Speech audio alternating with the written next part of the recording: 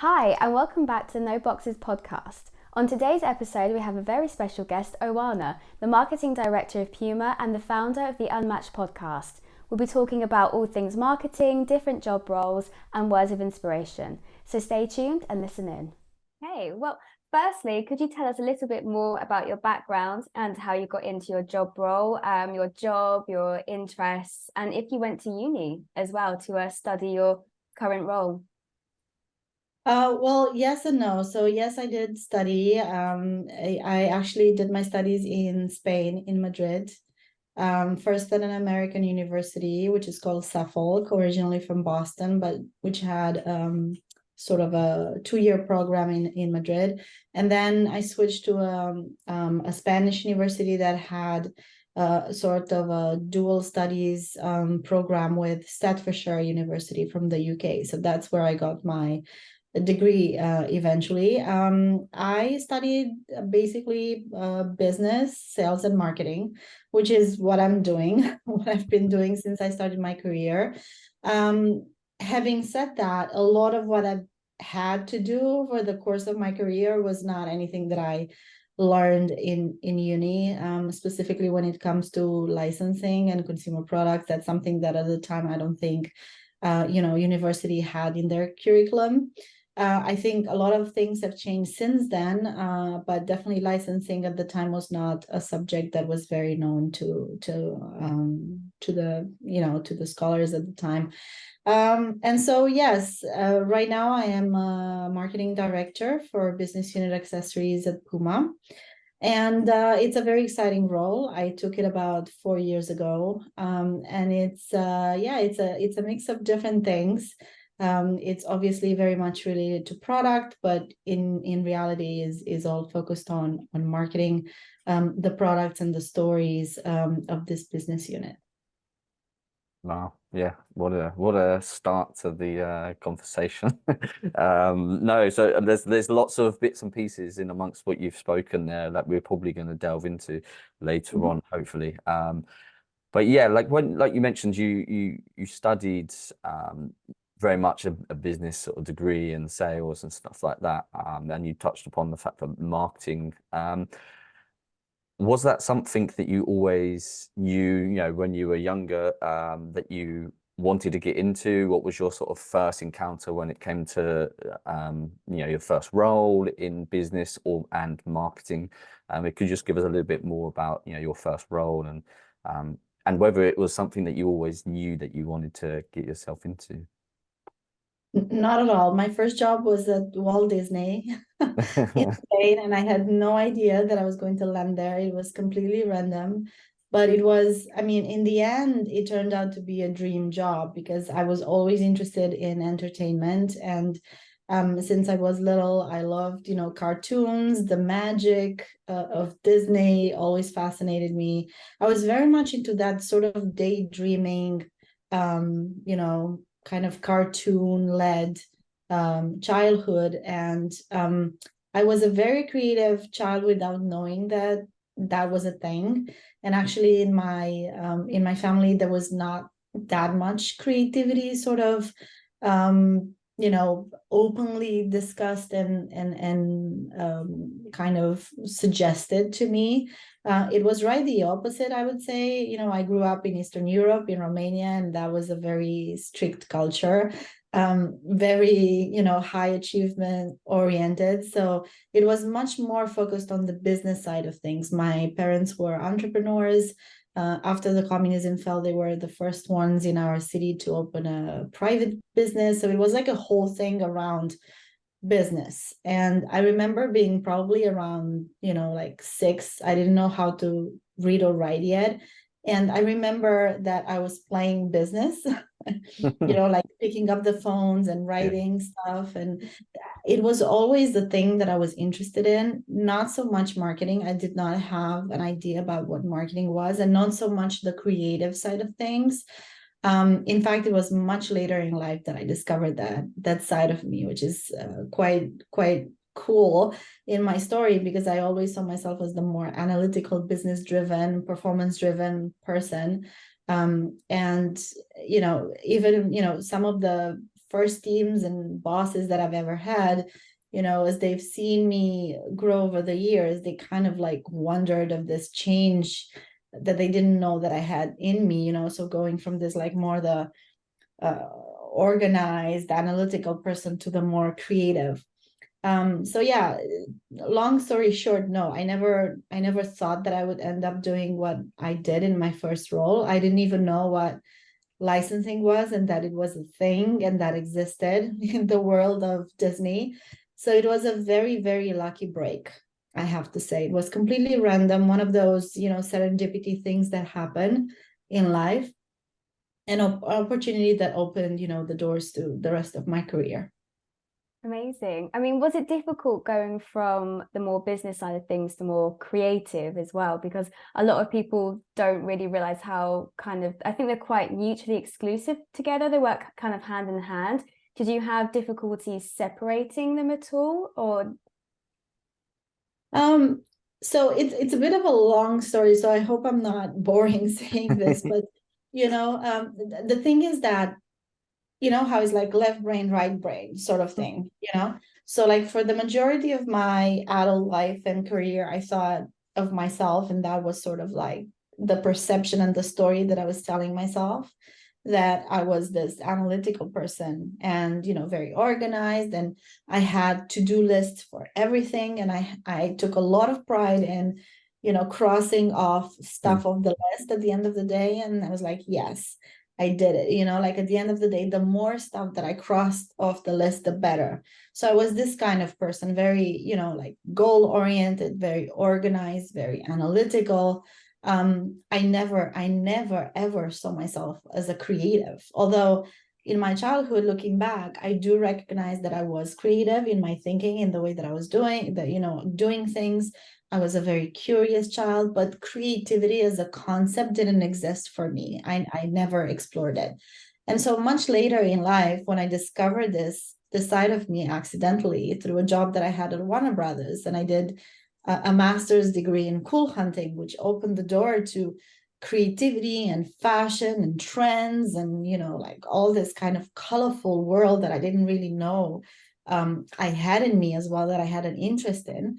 This opened the door slowly to, a whole shift in how I was thinking and how I was looking at myself as a professional. I started to take on some marketing roles at the time. I was still in Spain. And then about 4 years ago, when I took this role that I have right now in accessories at PUMA, I always tell the story. It's like something happened to my brain. The person that had a to-do list for anything right now is not able to have a to-do list for anything. I'm not like, my creative brain has taken over completely. I'm not able to have a to-do list for anything anymore. So it's like, was it hard? Yes. For a while, I think my, sort of the more analytical side of me was struggling to let go. And it's really amazing to see how, people can change over time, and how kind of the real you comes, to the surface if you let it, which is interesting because it's very linked to what I'm interested in the area of brand and marketing and storytelling. So there's like a big parallel in between my own personal journey and, like what happens with brands when they're not authentic versus when they are authentic. Wow. I mean, yeah, the journey, because obviously we have spoken prior to this, and your journey and some of the companies that you've worked with. It's, I remember when we first spoke, we both went away going, wow, like just wow, this is an incredible journey and really inspiring actually. And we can sense the passion in your voice when you speak about like what you do. And I think that's really exciting. And hopefully when this goes live, our audience will really get a lot from this. So going on from that, I'd like to really get straight into sort of more the business and the marketing, because we have a lot of people, a lot of students that come to us talking about, wanting to set up their own business, or they're doing fashion comms and marketing and things like this. I mean, this is a bit of a somewhat maybe vague question because marketing is so large, but when you hear the word marketing, what does that really mean to you, if you can even answer that?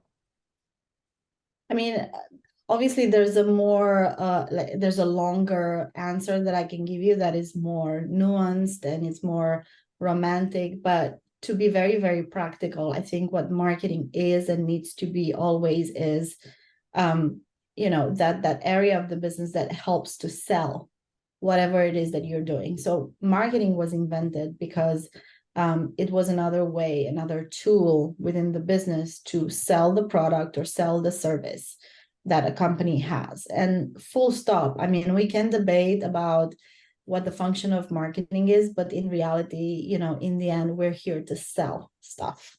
That's it.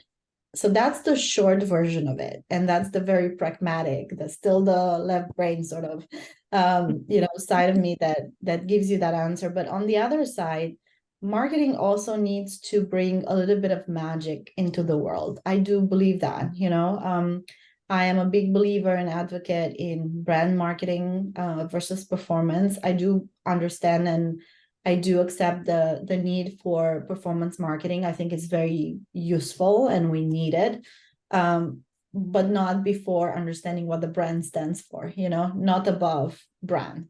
And I mean, working for a brand, of course, I think like that. There's all sorts of different companies, all sorts of different industries.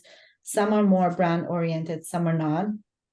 Obviously, when we think about, consumer goods that are for basic use, like, I don't know, butter, milk, stuff like that, you don't necessarily need a brand. But then again, if you look at Oatly, and it's basically an oat milk brand, you can see how even that, done right is successful and makes sense to consumers. So I could go on and on about, the importance of brand. In the end, I think that, the task of the marketers is to bring forward those services and those products that the company has, put them in the best light possible, bring the storytelling when it's necessary and when it's, useful for the consumer to understand what's behind not just the product, but also the company.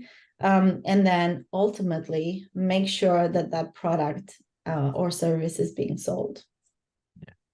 Okay, cool. I know that's a really difficult question to ask because, I mean, like you say, marketing is such a, there's that question in itself. I'm just going to quickly go on just to another one because I'm just, come to me when you were just talking there. Like if you were a freelancer or say a student or graduate and you were just thinking, oh, I might, maybe you're a fashion designer, you're like, I want to start up my own little business and stuff like that. How important is it before you go ahead and maybe start that business to have some sort of a clear marketing strategy? Is it really important to have that prior to you start, or can you, sort of launch a small micro business and then sort of the marketing strategy sort of like comes as you start, if that makes sense? As you start to learn what your marketing strategy is. So I'm gonna give you maybe a slightly different answer than what you expect. Actually, I think that especially the younger generation has a very close and good understanding of what consumer behavior is and what marketing is. And I think it comes natural for younger, consumers and younger generation, especially Gen Z, to start a business and understand what marketing is about, because today marketing is very much anchored in social media. So it comes natural for this younger generation. So I'm not so much into suggesting that you should have a marketing strategy, whatever that means. Sometimes things just happen, and things go viral, and TikTok is showing us that we can buy anything off of TikTok and there's no big strategy behind it. What I would suggest to young people is before starting a business to actually, maybe take some time to work for other brands first. I think it's really important because, as much as I value entrepreneurship, and I think, especially Gen Z is so good at that, it's so natural of that, and I think they're doing it amazing. I think the one thing that is missing, and I know this because I am in touch with a lot of them. Sometimes I'm being asked for, some suggestions and mentorship and stuff like that. And the one thing that I notice is that as much as you can be really natural about marketing and the product that you're selling and the service that you're selling, that is always very superficial. Underneath, there's a sea of details about how you present yourself to the world, how you interact with your partners, how you build partnerships, the whole back end of a business, what you need to make it work, and not just to make it successful, but to keep it successful. Those are things and levers that you don't learn on your own. Things like leadership. If you start hiring people early on because your business is going great, I think those things you don't really learn on the fly. You need time to do that. And I think that as much as I think it's great that you started a business, and I do believe we need more entrepreneurs in the world and good businesses, spending a year or two working for someone else might really come in handy. You build connections, you understand how things work, the back end of a business, the modus operandi, behind other companies and brands. And that sort of opens your eyes to what actually a business is all about, because it's not just marketing. And all the bad stuff that comes with working in a brand and companies as well, because when we look at jobs, we always want to go in for the good things, but even for the best jobs in the world, they have the downsides. And it's the same, when we run Original Magazine, when we started, so many people said to us, oh, the first year is really, really difficult. Well, what we found was trying to top every single year, and every moment and everything, and everything had to be bigger and better. And I think you're right, and I think people just aren't prepared for that. We're not taught that. So yeah, I think there is so much power in working with businesses, finding out what works for you, what doesn't work for you, and then applying that to your own. It's very powerful, and just having as many opportunities as possible. What's that phrase? Is it knowledge is power? That kind of thing. I think it's really important. And I mean, you can do that, or you can hire an advisor that has a bigger experience than you, can help you. We've seen the example of Gymshark. And the founder who stepped down as a CEO, he brought someone else who was more experienced, and then after a while he got there, and then he's now the CEO of his own company. But the level of maturity that it took for Ben Francis to recognize that he was not ready to lead that brand, I salute that, because I think it's not so easy to let go of your own baby that you've created and say, you know what, I'm actually better at product marketing, whatever it is. I'm not a CEO yet. And then, learn, what you need, the skills that you need to achieve that, and then come back. So there's different ways to do it, but definitely I would say you need some extra experience, especially at the beginning, to get you to the next level. Yeah. And it may have been us speaking prior to this as well. You were talking as well about if you were younger and you were looking for that experience, like you said, maybe working for a different brand to understand those mechanics and the sort of the behind the scenes of a business. I think it was a comment that you made about how you would only necessarily commit to sort of maybe a couple of years and then look to go on to another business. Is that just purely just to get a broader understanding of business and understanding how different businesses work and meeting new people? Is that sort of like the angle that you were coming from? So, I mean, depending on what kind of company you work for. If you work for a huge global brand, like I started at Disney, the level of detail that you can get out of the business, that you can learn out of the business, is like super, super small. You're going to be doing like super small part of a huge, huge puzzle. You're going to be a super small fish in a huge ocean, right? So you're not going to get a true understanding of how that business works. But what you're going to get on the other side is you're going to get access to resources, to people, to celebrities. You're going to get to travel. You're going to get to, I don't know, in my case, attend movie premieres and all that cool stuff that young people enjoy. So there's that pro that you can use the resources of a company like that to get you to experience more than learn, right? You learn a lot for sure, but you also experience a lot more. Now, if you want to learn way more of how the business operates, then you start working for, a smaller startup where there's not a lot of people, where everyone needs to do everything, where you're in the same room with the CEO and the CMO talking about all the different details of the business. And that gets you the detail of how the entire business is operated. And then that kind of insight is helping you to then eventually, start your own business if that's what you want. So it has very much to do with what your objective is and what your next step is. And in my own experience at that time, when I started working when I was 21, I had no clue of what I wanted to do. So literally it was completely random that I got that first job, and that first job took me to the next one and to the next one and to the next one. So maybe it's also a generational thing. I think, my generation was way more into the hustle culture, just work, work, work, and that's it. Whereas I think, younger generations today are much more open to experiences, to building stuff, to having a bigger impact into the world. So I think it takes a little bit of maturity, which in my case only arrived closer to my 40s, to understand what your biggest vision for your life is. And that's really also part of the journey. Incredible. Yeah. And what a first job that is, Disney. So my first job was an internship in the consumer products department, which I loved. So basically, everything that has to do with licensed product, with all the different properties at Disney, from Mickey Mouse to Disney fairies to Disney princesses to Pirates of the Caribbean. We were the department that created the products that you would find in the market, for kids and adults, all ages, so it was an incredible 4 years at the beginning of my career, because I got the luxury to start my career working in the best company, in the best company for marketing, because that is whatever you're doing in that company, you're learning marketing.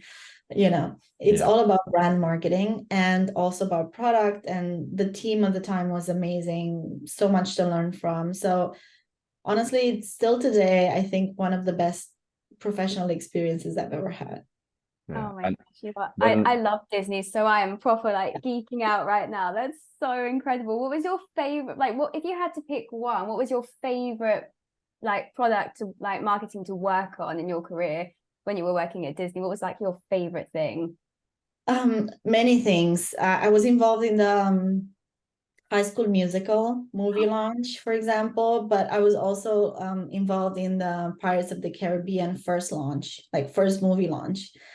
And that was really incredible, because, it's not just the product, but all the marketing that went with it, the movie launches, the premiere events and all that. It was amazing. And, when you think about the movie itself and the music and, what we get to do at Disney is you get to see the previews of the movie before it launches. And also different kind of versions of that, initial teasers way before anyone has seen it. So it's so magical.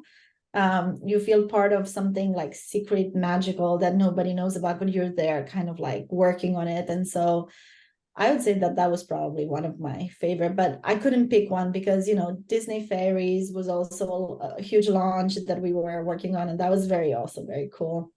So yeah, lots of things. Yeah, that's you'll have to come over to London, because they've got a Disney exhibition there. You might have gone already, but it is incredible. Yeah. And whenever I always have to throw this in, because whenever I hear Disney, I always need to get my little. I actually used to model for Disney when I was really, really young. Really? Amazing. Between 5 and up to about 10. Yeah, so I did a little bit of modeling, mostly in Paris. But yeah, that's my little claim to fame and my celebrity status when I'm impressed. Yeah, no, it is incredible. And like I said, really, listening to your stories, I could be here all night, definitely listening to those. A couple of other bits and pieces, obviously, about again, going back to the students that we get here at Original Magazine. It'd be a lot of them, like I mentioned, do a bit of fashion comms and branding and marketing. What would your maybe piece of advice, and I know you've touched upon this as sort of in the a couple of questions prior to that, but what pieces of advice would you give to someone who's looking to maybe get into a career into like branding and marketing? What would be your sort of first pieces of advice to them before they sort of delve straight into it? To always have the mindset of curiosity, because marketing changes so much and so fast. And you can get very quickly overwhelmed by it all, especially if you end up working in social media. That is a very quick road to burnout if you're not careful, because everything changes all the time and it's a very, high energy, fast paced environment. So I think what I learned over the years is that you cannot possibly know it all. There's no way. There's way too much change. And so how do you counter that? How do you balance that out is the question. So my answer to that is curiosity. You absolutely need to be curious about what is new and try to be on top of things and try to be ahead of the curve when it comes to trends and how algorithm works and stuff like that. But having said that, there is a limit to what you can know. And so I think that what always works is when you try to be a practitioner of the craft before you're just someone who executes. So the thing that I've personally learned is that you become a much better marketer once you understand the mechanics yourself by doing it yourself for yourself. It's way easier to sell a product or a service when it's not you and the stakes are, lower, than when you try to put yourself out there and you create something or you create content on social media and you engage yourself publicly with other people and you become vulnerable in front of others with whatever your product is, may it be a blog or a podcast, like in this case, or some kind of freelance work or whatever. And so I think that the more you can do that over time and over the course of your career, the more you will understand intimately what marketing is actually about and all the different levers that come into play. So to give you a very clear example of that, as a marketing professional, I understand the difference between audience and community, But to be very honest with you, I think a few years ago, before I started to be more visible online and to kind of communicate and have conversations online with people and having my podcast and, posting stuff, I didn't really understand intimately what it means to have a big audience that just looks at you, observes, doesn't really care. And, building a community that is interested, that is loyal, that is connected with you personally, that wants you to succeed and then becomes your, brand ambassador because they like you for who you are. So I think that, as a marketer, I've personally gained so much from doing it myself because, when you click post and you see that there's crickets and you're like, whoa, what is going on? Why does nobody want to listen? Like what I'm saying. It's like you start to question, like, what am I saying? Is it for me or is it for them? And in many cases, I think what marketers tend to do is to create stuff for themselves, as opposed to, for the consumer. And we always say we need to be consumer centric, but then you fall into the trap of, oh, but I like this creative more than this other creative. And, it becomes a matter of personal taste. So those are the two things that I would say in summary. Curiosity, always, never stop exploring. There's a lot of change, but at the same time, practice yourself, what you preach, Yeah, no, that's good. That's really, yeah. And then I think like just one more. So, if you were to be maybe, I know probably a really quick question, but if you were hiring for a role in marketing, is there anything that like you look for in a person that really stands out? Like if it's like whether it's skill sets or like personnel, like is there something that really sticks out to you if you were like hiring within marketing?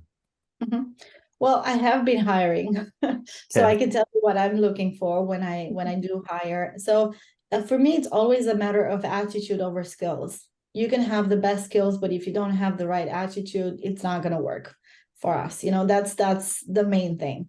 Yeah. That's the main vibe I'm going for. And by attitude, I mean curiosity, seeing that, like you've traveled, that you're interested in different things, that you have different hobbies, that you've shown me that you've done things in the past that show that you have resilience, that you are not easily giving up on things, that maybe in the scope of marketing, you are on social media and you're creating content, or you're a very visual person and you have this amazing portfolio that you've created. I'm not very keen on hiring one-to-one on a skill base, and actually when it comes to education, I never look at, Yeah. the credential. And in my 20-year career, I can vouch for the fact that nobody ever asked me for my degree, ever. It's there in my CV. Whoever wants to see it can take a look. But nobody ever asked me about, my education and what my degree was, and show me a copy of it or anything like that. And I do the same. I'm not interested. I want to speak to the person. And I think that over time, I've developed a gut feeling for people. And so one of the biggest learnings for me is that you need to find the people that work at the same frequency as you do, right? So there has to be a healthy mix in the team. Not everyone needs to be like super high paced, and not everyone has to be super mellow. There has to be a really nice mix so that you can complement, everyone in the team in the right way. But there has to be this vibe of, we're never going to stop until we're going to, achieve this that we want to do together, and we're going to help each other, but I know that I can count on you. And this is only something that you can get by speaking to the person, seeing how open they are to things, how curious they are, the things that they've done, thus far, and the things that they have learned in the short or long, time that they've been out there working or studying. Yeah, no, that's perfect. And what a perfect way to end it. I think that's really, really great way. But yeah, thank you so much for your time. I mean, like I said, we'd love to sit here all night talking to you, and perhaps maybe we can chat again sometime. But we really appreciate your time and, speaking with us. And I'm sure everyone will get a lot from this. So thank you again for Thank you so much. I'm really happy to help, and thank you so much for having me.